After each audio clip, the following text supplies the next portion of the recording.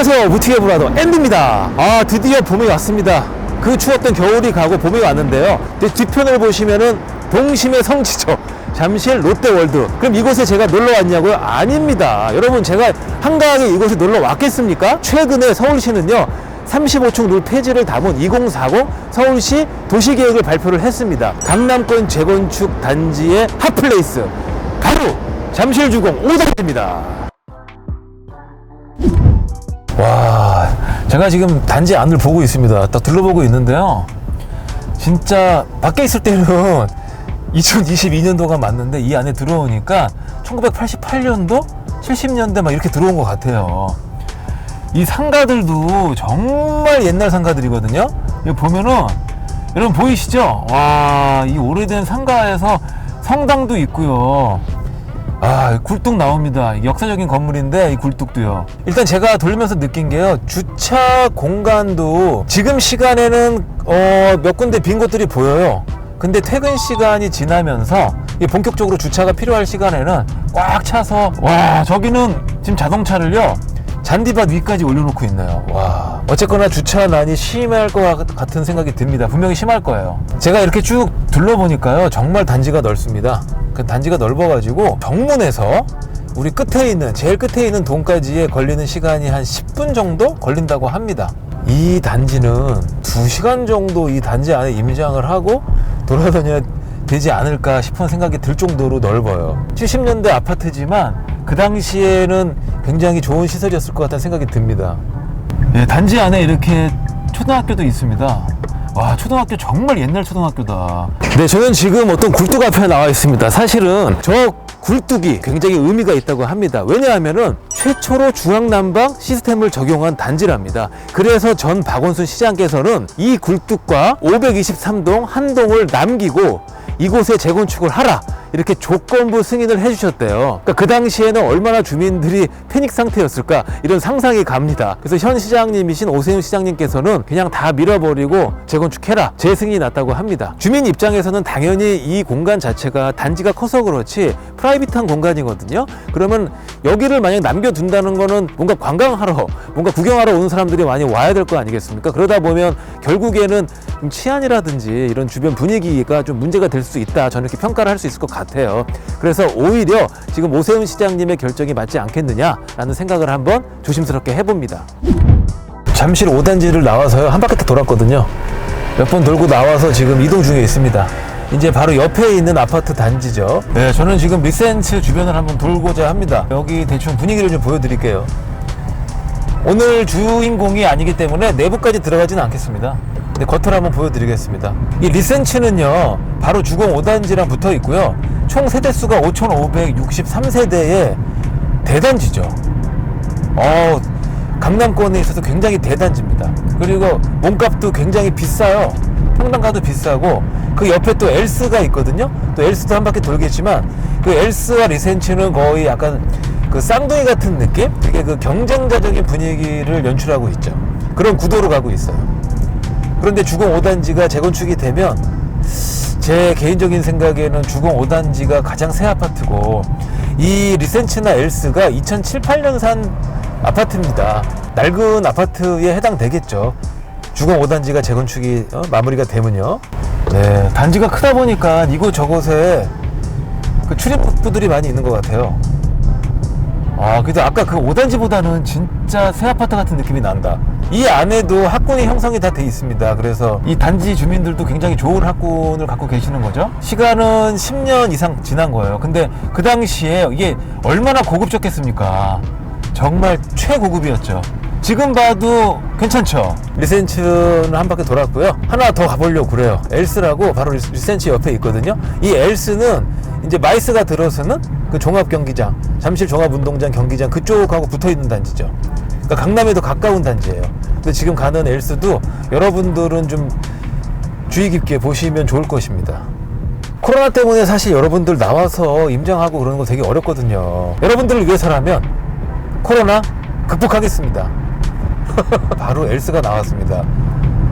야, 근데 제가 이제 겉에서 얼핏 봤을 때는 엘스가 조금 더 오래된 걸로 보여. 이 엘스는요 5678세대 대단지입니다. 리센치보다도 한 100세대 정도 더 많은 단지예요 여기가.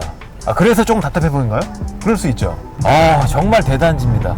이렇게 빈 공간으로 바라봤을 때 정말 공간이 없을 만큼 동들이 꽉 가득 차 있어요.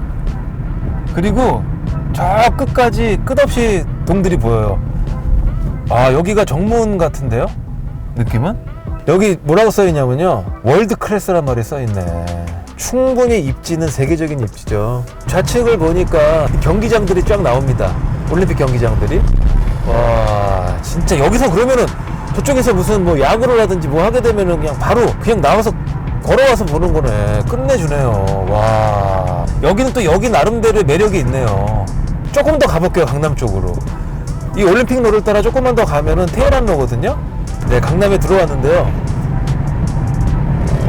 근데 느낌이 확 달라요. 잠실이 얼마나 최고겠습니까? 근데 강남에 딱 들어오니까 벌써 이 테헤란로의 느낌은 그냥 달라지네. 건물의 사이즈도 다르고 와 저 끝까지 건물 큰 건물들이 높은 건물들이 쫙 이어져 있고요. 환상적입니다.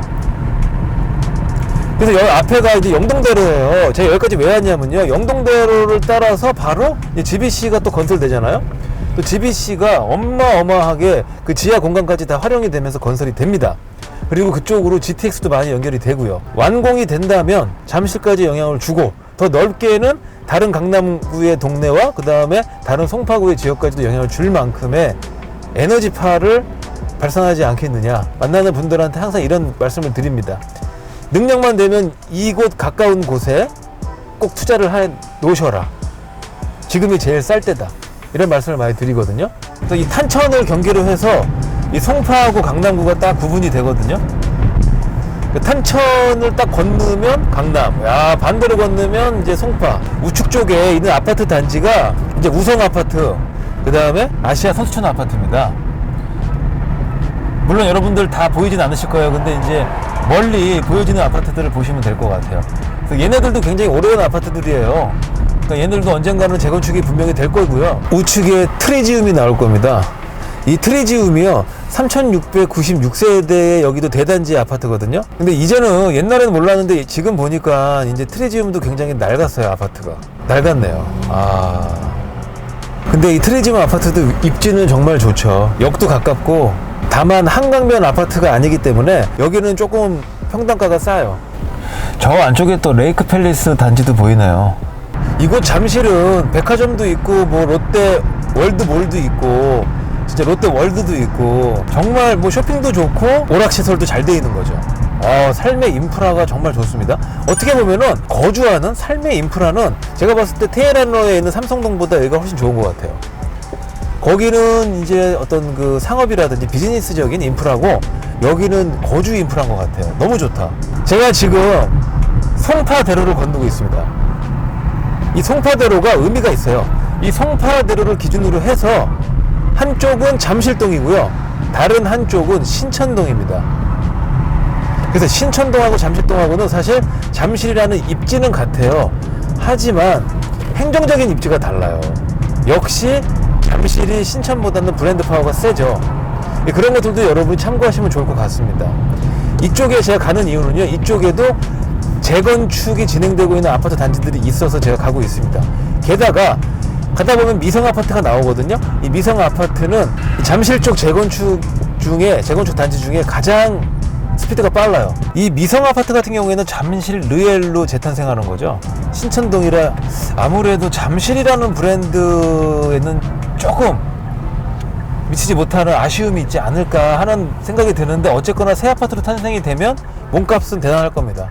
파크리오 아파트도 있네요. 6864세대에 여기도 진짜 뭐 메머드급이다. 잠실역이라든지 이 주변으로 해서는 정말 아파트가 많은 거예요. 그죠? 이 파크리오를 보니까 파크리오는 확실히 좀 약간 좀 더 오래된 아파트 같고, 그죠? 네, 그래서 미성 진주 찍고요. 파크리오 한번 보여드렸고요. 이제 장미로 옮기겠습니다. 장미 1, 2, 3단지.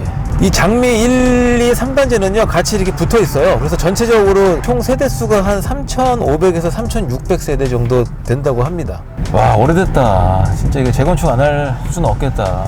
지금 장미 3단지를 지나니까 장미 종합상가가 딱 나오는데요. 진짜 오래된 상가예요. 여러분 안 그렇습니까? 한번 보십시오. 저런 상가, 와, 외벽 스타일 저런 거 만나기 쉽지 않죠, 서울에서. 이 잠실이라는 브랜드를 달고 있는 이곳의 아파트 단지들은 어디를 가나 매력적인 것 같아요. 다만 돈이 없어서 못 산다. 그죠? 네, 여러분 오늘 영상 잘 보셨습니까? 강남권 재건축 중에서도 한강변에 있다라는 게 제가 오늘 소개시켜드린 단지들의 장점이에요. 사실 오늘의 주인공은 잠실 주공 5단지입니다. 그 옆에 리센츠도 있었고요, 엘스도 있었습니다. 하지만 사실 2008년식이죠. 주공 5단지가 재건축이 돼서 새 아파트로 신축으로 탄생할 쯤이 되면은 더 연식이 든다는 얘기죠. 앞으로의 대장주는 잠실 주공 5단지가 아닌가, 저는 뭐 의심의 여지가 없다, 이렇게 말씀을 드리고 싶습니다. 또 신천동에 있는 아파트 단지들도 보여드렸습니다. 이건 중요합니다. 신천동은 신천동이고요, 잠실동은 잠실동입니다. 강남하고 가장 밀접해 있는 잠실동에 있는 단지가 최고가 아닌가, 감히 제가 이런 말씀 드리고 싶습니다.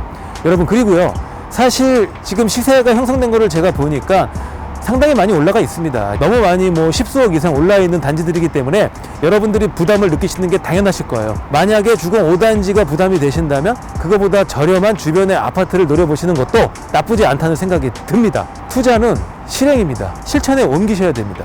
그래서 그 시점을 여러분들이 잘 파악하셔가지고 성공적인 부동산 투자하시기를 기원하면서 오늘 영상 좋으셨다면 구독, 좋아요, 알림 버튼까지 부탁드리겠습니다.